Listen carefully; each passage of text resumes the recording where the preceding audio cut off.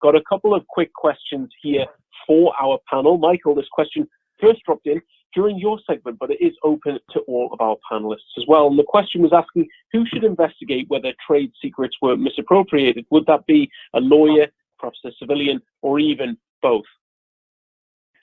Hi again. Both. I think the purpose of an investigation, if it is to find out the facts and have someone to testify about it. You don't want a lawyer as a witness. They're held at too high a standard, and they often find it difficult being good witnesses. So I would recommend that under a lawyer's supervision, you have to make sure everything gets looked at the way you want to, and it's fully and fairly done. You have a civilian do the actual investigation, interview the witnesses, and come up with the information so they can testify about it. And you have the best of both worlds. Thank you so much, John. A quick question that dropped in during your segment here regarding DTSA. And can DTSA and other kinds of trade secret claims or other claims based on the same facts, could they be asserted in the same litigation? The answer is yes. The federal statute does not preempt other claims that are both trade secret claims or are other causes of action based on the same facts.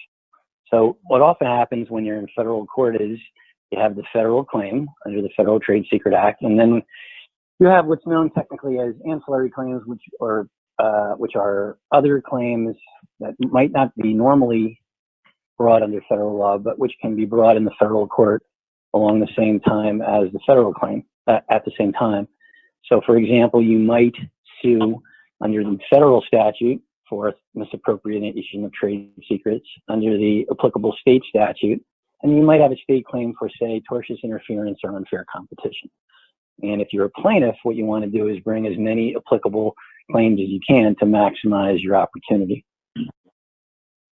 Thank you so much, Charles. A quick question that dropped in during your segment here, and it was when you were talking about protective orders. What actually happens if a party were to violate a protective order? Well, it can depend on what's in the protective order. You could, agree to certain penalties, or if there is nothing in the protective order, you would apply to the court for some sort of sanction, which could be a fine or a preclusion or a striking of a pleading, or you could ask for, if the trade secret is, disclosed and used, you could even ask for damages resulting from that. But unless you stipulate to a certain scheme of damages for a violation of the protective order, then it's going to be up to the court to impose a sanction. Thank you so much. Avi, will close with a question for you. And the question's asking, could a plaintiff get damages for both its own losses plus whatever the defendant gained using misappropriated trade secrets, or is one limited purely to one's own losses? No, it's somewhat unique under both the Uniform Trade Secrets Act and the Defense of Trade Secrets Act. The statute permits you to recover both your own losses and whatever the defendant gains. So then it becomes a question of proving both your own losses and what defendant gains.